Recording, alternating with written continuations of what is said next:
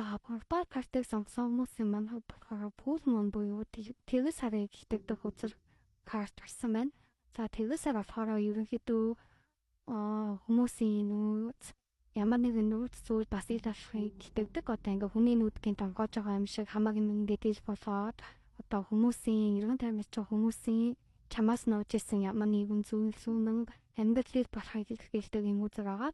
За энэ зөвлөгөө картын маань хувьд гэх юм бол бас Harvest the fruits of your hard work гэд still сэтгэлийнхаа үр өгөөж жимсийг одоо хүртэх цаг нь иржээ гэсэн үг. За тэгэхээр ямарваа нэгэн харилцаанд илүү их хичээл чармаарт гаргаад байсан бол тэрнийхээ үр ашиг үр шимийг одоо ингээд хүртэх цаг нь ирсэн байна гэсэн. Бас хичээл сургууль гэдэг юм уу, ажил амьдрал гэдэг юм уу, тэрэн дээр маш их хичээл зүйл гаргасан бол яг л одоо үр ашиг хөгжүүлнэ гэсэн. За энэ донд бас ямар нэгэн одоо нөгөө сошиал дээр ингэж ямар нэгэн гिचл биелс хийдэг тэр тал талаараа их сонирхож байгаа хүмүүсийн үйл одоо тэрний чинь одоо хамтлагтээ бүсэж ирэх нь одоо тэр бүхнийхээ үр ашигыг одоо яг хөтөж ирэх юм учирсан байна гэсэн утгатай карт гарсан байна. Энэ болохоор аюу маш гайхалтай карт гарсан байна.